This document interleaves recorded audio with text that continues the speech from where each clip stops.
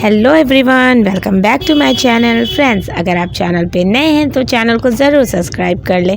Stories के पिछले episodes नहीं पढ़े हैं तो मैंने लिंक डिस्क्रिप्शन बॉक्स में डाला है, आप वहां जाके सभी एपिसोड्स पढ़ सकते हैं। तो अब स्टोरी को आगे बढ़ाते हैं।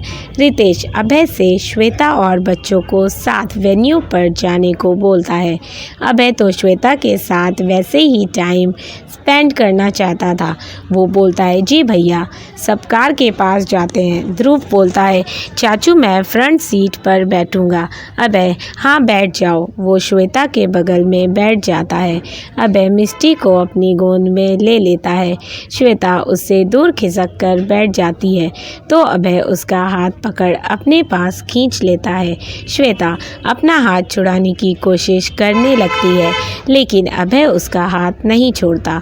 वो ड्राइवर के आगे कोई तमाशा नहीं करना चाहती थी, इसीलिए उसे घूर कर देखती है और ऐसे ही बैठी रहती है। थोड़ी देर में सब वेन्यू पर पहुंच जाते हैं। श्वेता मिष्टी को लेकर अंदर जाना चाहती थी लेकिन अभय मिष्टी को अपनी गोद से नहीं देता।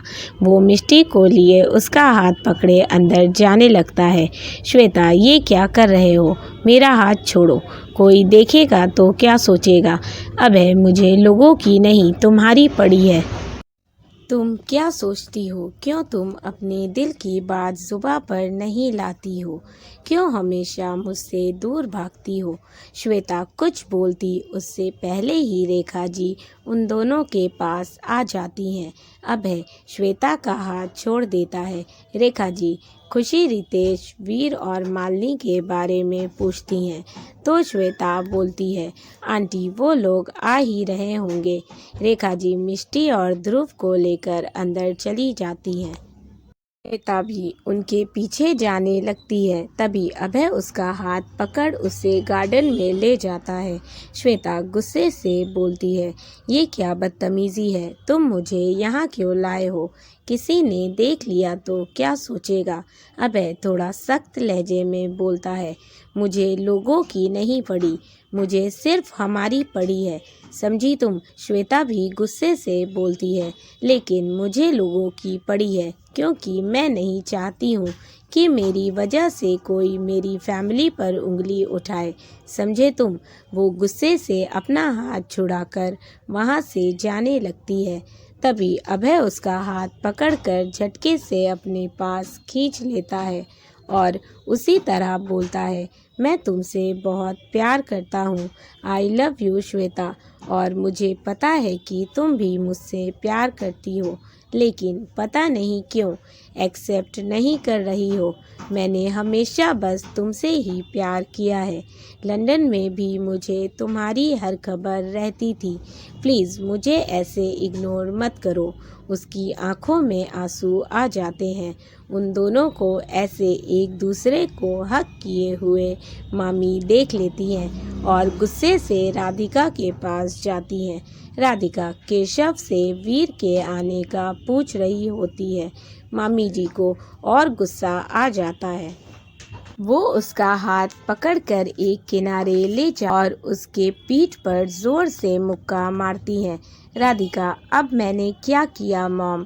सिया, मैंने तुम्हें कितनी बार बोला है कि उस नासपीटे को छोड़ और अभय पर अपना प्यार का जादू चला, लेकिन तेरी अकल तो घास चढ़ने गई है।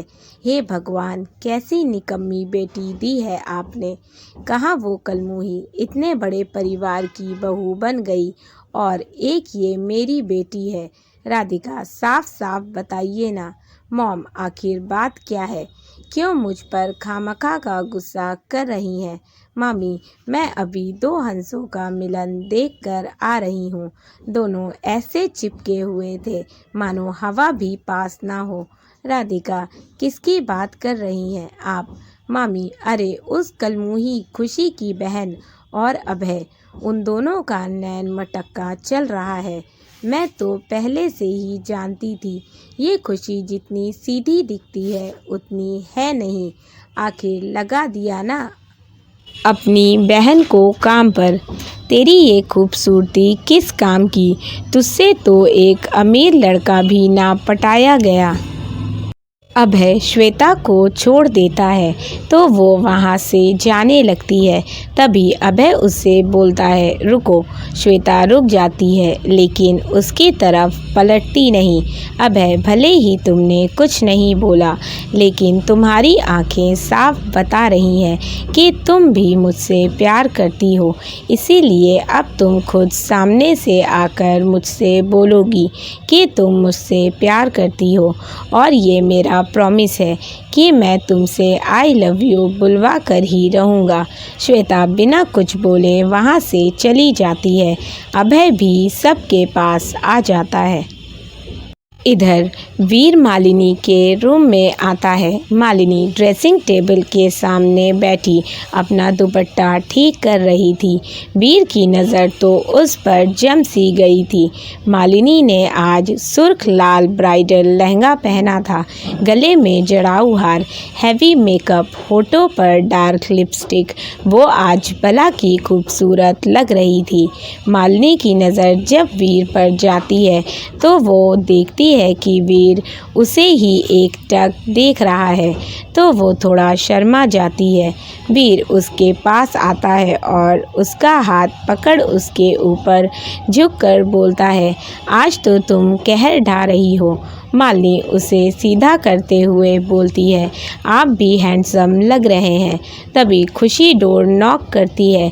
वीर क्या भाभी थोड़ी देर बाद आ जाती। खुशी अगर मुहूर्त निकल गया तो और कुछ दिन मालिनी से दूर रहना पड़ेगा।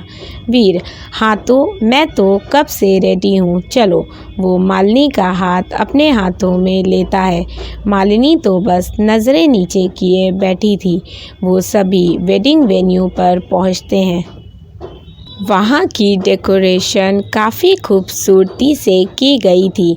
रंग बिरंगी लाइटिंग और फूलों से एरिया जगमगा रहा था। मंडप को रेड एंड वाइट कलर के फूलों से बहुत ही सुंदर तरीके से सजाया गया था। वीर मंडप में बैठ जाता है। थोड़ी देर बाद खुशी मालिनी को भी ले आती है और उसे वीर के बगल में बैठा देती है। दोनों एक दूसरे को प्यार भरी नज़रों से देखकर मुस्कुरा देते हैं। शादी की रस्में स्टार्ट होती हैं। दोनों एक एक कर सारी रस्में पूरी करने लगते हैं। पंडित जी उन दोनों को फेरे के लिए खड़े होने को बोलते हैं। तब दोनों फेरों के लिए खड़े हो जाते हैं। वीर मालिनी का हाथ थामे फेरे ले रहा था और वचनों को पूरा कर रहा था। फेरा पूरा होने के बाद पंडित जी एक थाल आगे करते हुए बोलते हैं ये लो बेटा, इसमें सिंदूर और मंगलसूत्र है। तुम कन्या की मांग में सिंदूर भरकर उसे मंगलसूत्र पहना दो। तब वीर मुस्कुराते हुए मालिनी की मांग भर देता है और प्यार से उसके गले में मंगलसूत्र पहना देता है। पंडित जी मुस्कुराते हुए बोलते हैं शादी संपन्न हुई। अब आप दोनों पति पत्नी हुए। अब दोनों जाकर अपने बड़ों का आशीर्वाद ले लीजिए। तब वीर और मालिनी अमरेंद्र जी और रघुवेंद्र जी का आशीर्वाद लेते हैं, फिर रेखा और ब्रिजेश जी का, और मामा मामी के पैर छूकर आशीर्वाद लेते हैं और आखिर में खुशी और रितेश के पास जाते हैं। रितेश देख भाई, हमारे पैर छूकर हमें बूढ़ा साबित मत कर। सभी ज़ोर से हंस पड़ते हैं। खुशी मालिनी को गले लगाकर बोलती है ये मेरी देवरानी नहीं, मेरी छोटी बहन है।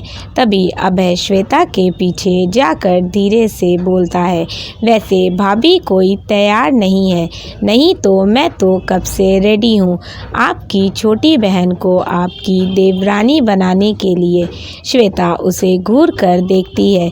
फिर पूरा परिवार साथ में खूब सारी फ़ोटोज़ खिंचवाते हैं क्योंकि बिना फ़ोटो कोई शादी कंप्लीट हो सकती थी। तभी राधिका एक किनारे बैठी थी। केशव उसके पास जाता है, दोनों बातें कर रहे होते हैं। तभी मामी जी वहाँ पहुँच जाती हैं और उससे बोलती हैं, तू यहाँ इस फटीचर के साथ क्या कर रही है, चल खाना खाने। और राधिका को वहाँ से ले जाते हुए बोलती हैं, अब से तू मुझे अभय के साथ ही दिखनी चाहिए, समझी। राधिका, माँ मुझे वो बिल्कुल नहीं पसंद, हमेशा उसी श्वेता के ही आगे पीछे घूमता रहता है। मामी, हाँ तो इसीलिए बोल रही हूँ, उसके आगे पीछे घूम, नहीं तो उस श्वेता ने तो अपना जादू उस पर चला ही दिया है। लेकिन मुझे पता है कि वो मेरी बेटी का मुकाबला नहीं कर सकती। राधिका, माँ आपने उस वीर के लिए भी यही बोला था, लेकिन क्या हुआ, उसने उस मालिनी से शादी कर ली। तभी अभय उनके पास आता है। मामी जी उससे बहुत अच्छे से बात करती हैं, वो भी राधिका से काफ़ी स्वीटली बात कर रहा था। वो ये सब जानबूझकर कर रहा था क्योंकि वो श्वेता को जेलस फील कराना चाहता था, और यही होता भी है। श्वेता की नज़र जब उन पर जाती है, वो थोड़ा थोड़ा जेलस हो रही थी। इधर राजेश वीर और मालिनी के पास आते हैं। वो स्टेज पर साथ बैठे हुए थे। वीर मामा जी के आते ही खड़ा हो जाता है। ये उसके नेचर के अपोजिट था, लेकिन जब से वो लखनऊ आया था बहुत सी चीज़ें चेंज हो गई थी। अब वो पहले वाला खड़ूस वीर नहीं रहा था। मालिनी ने उसकी लाइफ को बदल कर रख दिया था। मामा जी उसे बैठाते हुए दोनों के सिर पर हाथ रख कर आशीर्वाद देते हैं। हमेशा खुश रहो बेटा वीर, तुम आज मुझसे एक वादा करो। वीर उनका हाथ अपने हाथों में लेते हुए बोलता है, आप बड़े हैं, आप मुझे हुक्म दे सकते हैं। मामा जी, बेटा मेरी बेटी को हमेशा खुश रखना, ये एक पिता की तुमसे रिक्वेस्ट है। वीर, मैं मालिनी की ज़िंदगी खुशियों से भर दूंगा। मालिनी की आंखों से आंसू बहने लगते हैं। तभी वीर बोलता है, अगर तुम ऐसे ही रोती रहोगी तो तुम्हारा सारा मेकअप खराब हो जाएगा और मेहमान बोलेंगे ये दुल्हन की जगह कौन चुड़ैल आ गई। तभी मामा जी ज़ोर से हंसने लगते हैं तो वीर भी हंस देता है। मालिनी, आप दोनों बहुत बुरे हैं, मेरा मजाक उड़ा रहे हैं। इसी तरह शादी का फंक्शन ख़त्म होता है। दूल्हा दुल्हन घर आते हैं और गृह प्रवेश की रस्म होती है। फिर अंगूठी ढूंढने की रस्म होती है, जिसमें कभी वीर मालिनी को जीतने देता तो कभी मालिनी वीर को।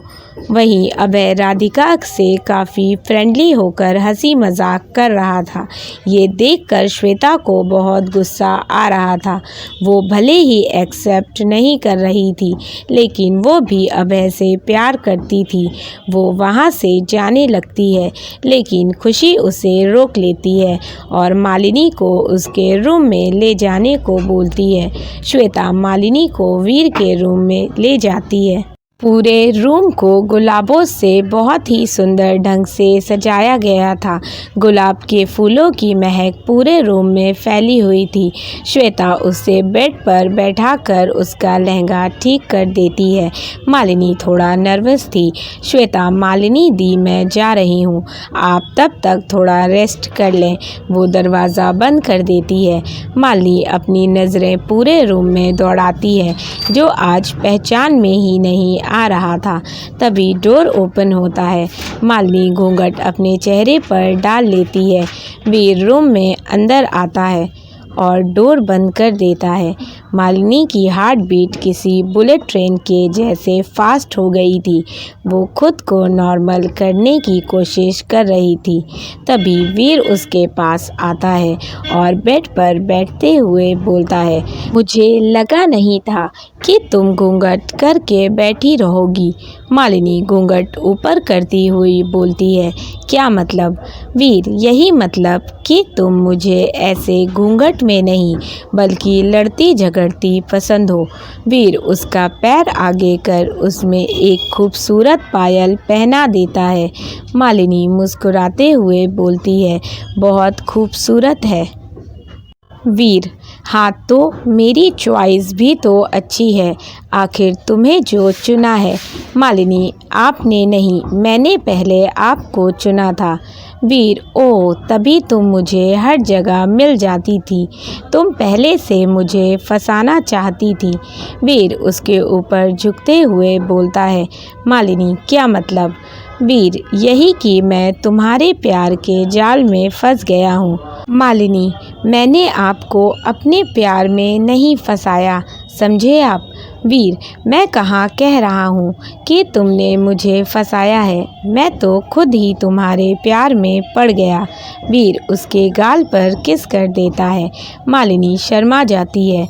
वीर, वैसे स्वीटहार्ट, हम पहले ऐसे कपल होंगे जो वेडिंग नाइट में प्यार करने के बजाय बहस कर रहे हैं। दोस्तों, अगर आपको स्टोरी अच्छी लगी हो तो वीडियो को लाइक कर दीजिएगा, चैनल को सब्सक्राइब कर लीजिएगा, साथ ही अपने फैमिली एंड फ्रेंड्स के साथ भी शेयर करें। अपने फीडबैक मुझे ज़रूर दें। अगर आपने इसके पिछले एपिसोड्स नहीं पढ़े तो मैंने लिंक डिस्क्रिप्शन बॉक्स में मेंशन किया है, आप वहां जाकर एक कहानी के सभी भाग पढ़ सकते हैं। So thank you for watching and keep supporting. Love you all, bye bye.